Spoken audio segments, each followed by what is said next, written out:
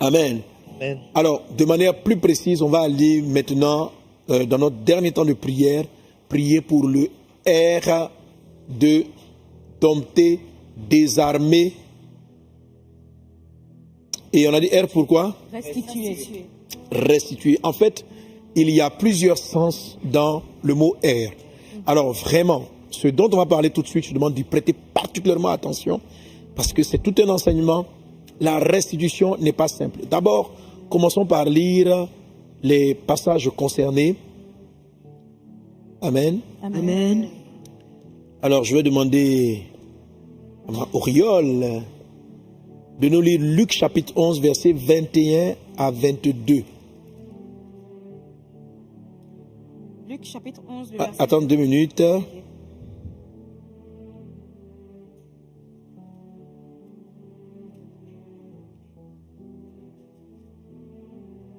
Franck, tu vas lire Exode chapitre 3, verset 22.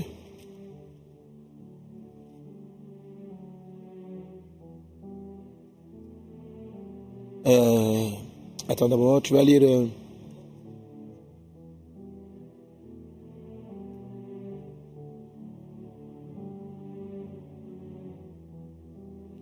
tu vas lire du verset 19.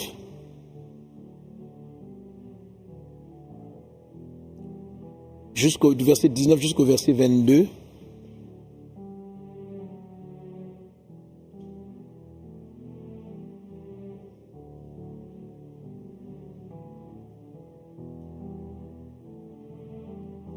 Et Adora, tu vas lire Exode 13, Exode 12, pardon, verset 33 à 36. 33 à 36. Bien. Oui.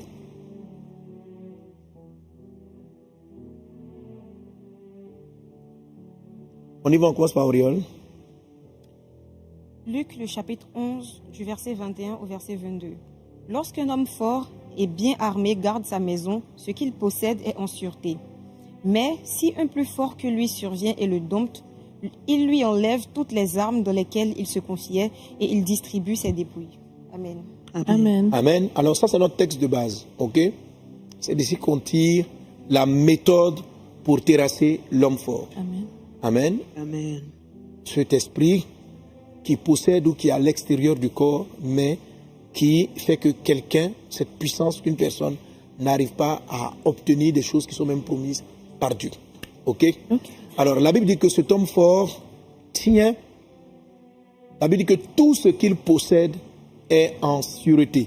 C'est-à-dire, il est littéralement impossible de lui arracher ce qu'il a pris. S'il a pris ton mariage, tu ne pourras pas le lui récupérer. S'il a pris ta capacité d'enfanter, tu ne pourras pas récupérer parce que c'est un homme fort qui tient ta capacité d'enfanter. Ce n'est pas un homme faible, ce n'est pas un démon simple. C'est celui qu'on appelle un homme fort. S'il a pris tes études, il te sera difficile de finir ses études. S'il a pris ta vie professionnelle, s'il a pris ton intimité avec le Seigneur, ce sera difficile d'en venir à bout. Ok?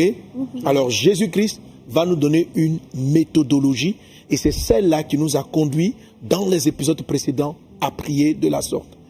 Il dit ceci, il dit il faut qu'il d'abord survienne un plus fort que lui. Donc il faut faire survenir à tout prix un plus fort que lui. Et le plus fort que lui, c'est le Saint-Esprit. C'est par l'action du Saint-Esprit, Jésus même le dit, si c'est par le doigt de Dieu, ou encore dans d'autres versions, si c'est par l'Esprit de Dieu que chasse ce démon muet, c'est que l'Esprit de Dieu est venu vers vous. Donc l'Esprit du Seigneur est la partie la plus forte. Amen. C'est pourquoi nous avons commencé par invoquer le Saint-Esprit. Rappelez-vous toujours quand vous êtes confronté à un esprit d'homme fort qui vous fatigue vous-même ou qui fatigue autrui, il faut rechercher l'onction de Dieu. Comment on la recherche? Dans le jeûne, dans la prière, sur différents points. Première chose qui va toucher et viser les trucs, c'est ce qu'on a appris. Ok? Une fois que tu es oint du Saint-Esprit, quand tu as fini de faire la prière comme on a fait au départ, tu dois le dompter. C'est là que tu prends autorité dans le nom de Jésus. Tu détruis ce démon, esprit d'homme fort, esprit de paresse, esprit de ceci, esprit de cela, esprit de célibat. Je t'ordonne, je te commande dans le nom de Jésus, tu vas partir. Ça, c'est l'étape du domptage. Mais Jésus dit, donc dans dompter, on peut le chasser. Dans dompter, on prend totalement le contrôle. Ça, c'est le premier D. Et le deuxième D qui est désarmé et qu'on a traité longuement sur les armes avec lesquelles il s'appuie. Donc, il va traiter avec, qui sont aussi des systèmes de pensée qui sont liés à l'armure du chrétien, une forme d'offense, d'injustice, de mensonge, etc., sur lesquels il s'appuie. Mais Jésus va dire donc, il faut le dompter, il faut lui enlever les armes dans lesquelles il se confie. C'est ce qu'on a appelé désarmer. Et puis après ça, il dit, il distribue ses dépouilles. Il distribue ses dépouilles. Ça m'amène au passage que j'ai demandé tantôt de lire. Voilà, vas-y. Exode 3, verset 19. Je sais que le roi d'Égypte ne vous laissera point aller. Oui. Si ce n'est pas une main puissante. J'étendrai ma main et je frapperai l'Égypte par toutes sortes de prodiges que je ferai au milieu d'elle. Après quoi, il vous laissera pas aller. Je ferai même trouver grâce à ce peuple aux yeux des Égyptiens. Et quand vous partirez, vous ne partirez point à vide. Chaque femme demandera à sa voisine et à celle qui demeure dans sa maison des vases d'argent, des vases d'or et des vêtements, que vous mettrez sur vos filles et fils, et vous dépouillerez les Égyptiens. Amen. Et vous allez les dépouiller. On a vu qu'au niveau de l'homme fort, il y a l'expression dépouiller. On dit, on distribue ses dépouilles. Donc dépouiller, c'est priver quelqu'un d'une chose dont il s'était vêtu, dont il s'était équipé. Ok? Donc lorsqu'on dit qu'on va distribuer les dépouilles de l'homme fort, c'est-à-dire les gens qu'il a dépouillés, lui-même on va l'en dépouiller et on va les rétribuer, on va les restaurer, on va les ramener aux personnes chez qui ils les ont prises. Ok? Lorsque donc Moïse devait venir à bout de l'homme fort appelé Pharaon, quand Dieu a dit, la première des choses, Moïse a d'abord dompté Pharaon. Il arrive chez lui par l'Esprit du Seigneur. Il dit, Dieu j'ordonne. Donc, malgré la puissance du Pharaon, Moïse le confronte de front et Moïse va arriver à le vaincre. Après quoi, qu'il est dompté, Pharaon ne va pas laisser partir Israël. Chaque fois, il va s'appuyer sur une des armes pour demander à ce que les Israélites soient maintenus. Et c'est ainsi que Moïse va maintenant le désarmer, en attaquant chacune des divinités par ce qu'on appelait les 10 plaies. Ça a été donc l'étape du désarmement. Donc, étape après étape, vous allez voir que Pharaon va dire, je le laisse partir.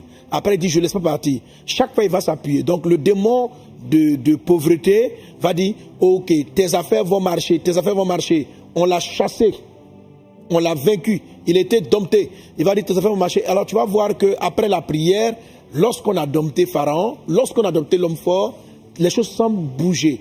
Et puis, il va activer une autre arme.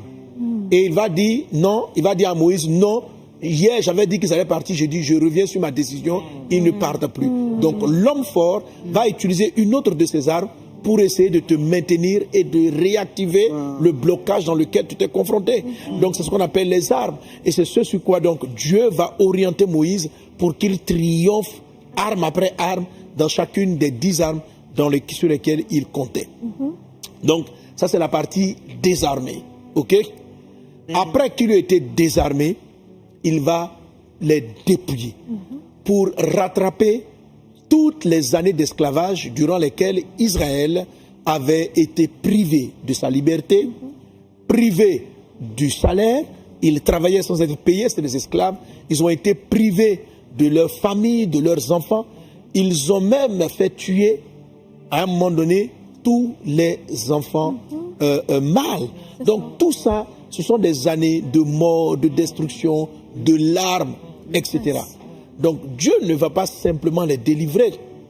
Dieu va dire à Moïse, je vais non seulement vaincre Pharaon, mais ne partez pas, vous n'allez pas quitter l'endroit là les mains vides. Je viens dire à une personne, je viens te dire dans le nom de Jésus, pendant 6 ans tu as été dans le chômage, pendant 10 ans tu as connu le célibat, pendant 20 ans ta vie a été bloquée, tu ne sortiras pas de cette situation les mains vides.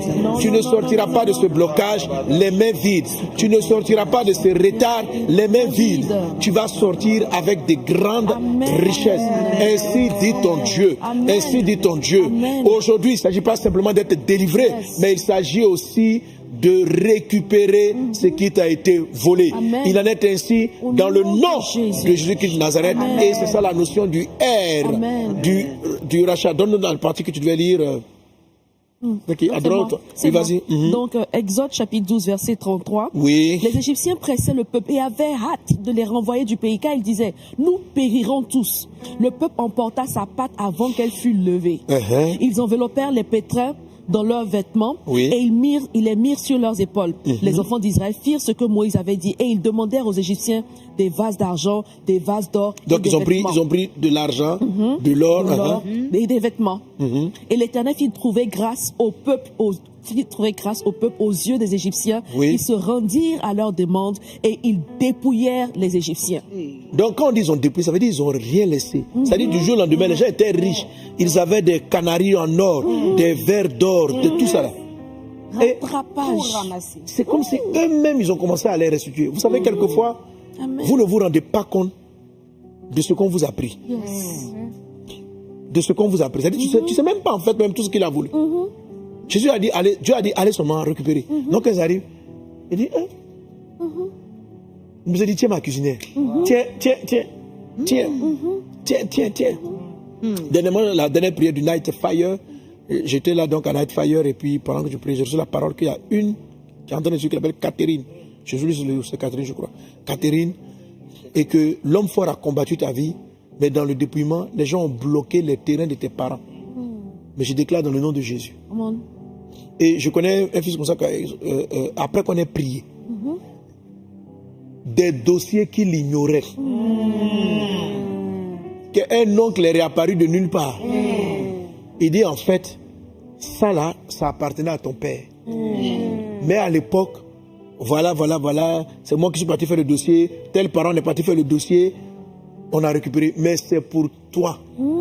C'est pour votre famille, c'est vous les héritiers.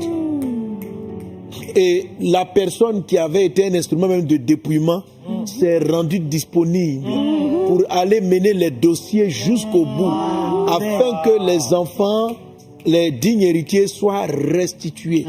Ça, c'est ce qu'on appelle, c'est ce qui s'est passé.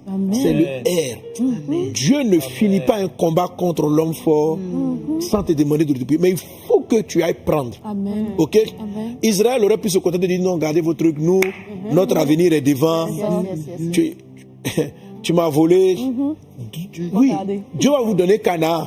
Mais ce que tu as perdu, Aïe, comme ça. Tu dois rattraper. alléluia. Récupérer. Dieu va te donner Canaan. Dieu va te donner un nouveau poste. Dieu va t'élever. Mais ça fait 5 ans de ta vie qu'ils t'ont pris en te maintenant à un niveau. Dieu dit tu vas récupérer, ça va pas.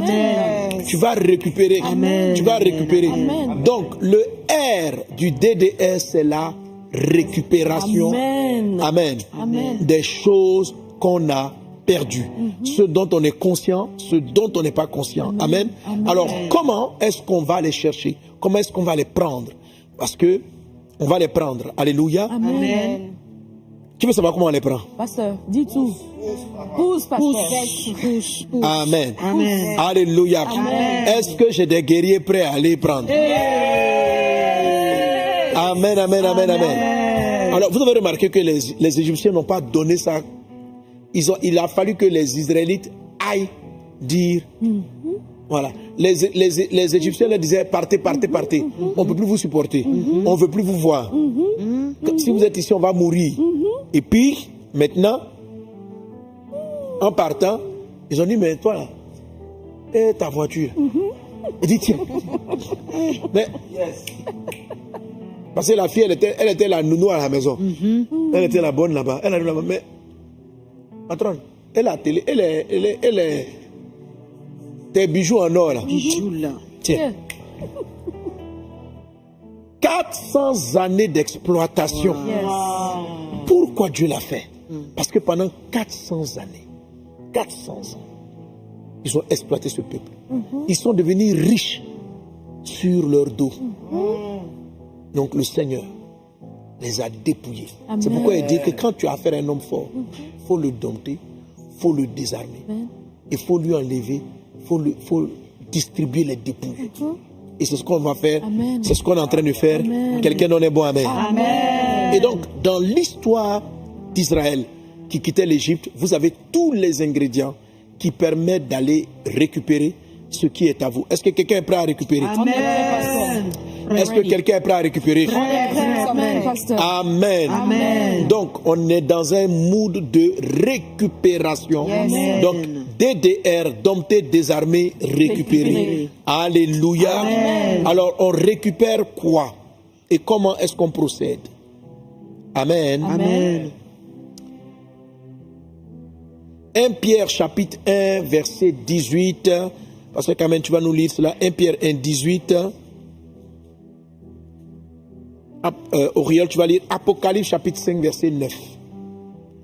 Rinda la ribakateri andoro mazakata.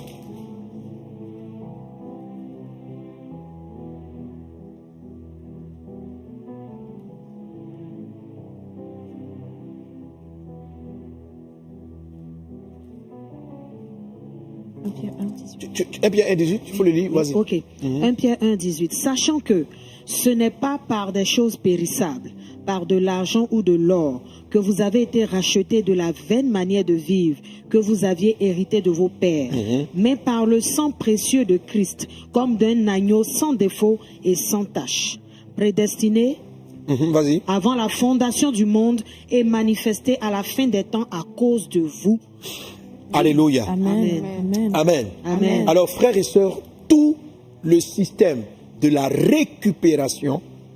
Amen. Amen. Là, comme j'entends, est-ce que tu m'écris un gros R pour dire R de DDR récupération? Yes. Et puis vous m'amenez donc DD, dompter, voilà.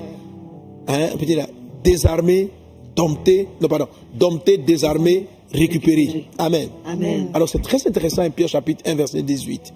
Il dit ceci, Sachant que sachant que ce n'est pas par des choses périssables. Amen. Faites attention. Ce qu'on va dire, c'est une chose très spirituelle. Amen. Amen. Et il faut que tu ailles vers cela. Amen. Que vous avez été rachetés de la vaine manière de vivre que vous avez hérité de votre père. Amen. Amen. Alors, la vaine manière de vivre, c'est quoi? C'est la manière d'être qu'on a hérité de notre histoire. De nos pères, c'est notre histoire. La vaine manière de vivre. Ça veut dire la manière dont tu vis. Tu as une façon de vivre qui produit du néant, qui produit de la vanité, qui produit des choses vaines. Mais ça vient d'un héritage de tes racines.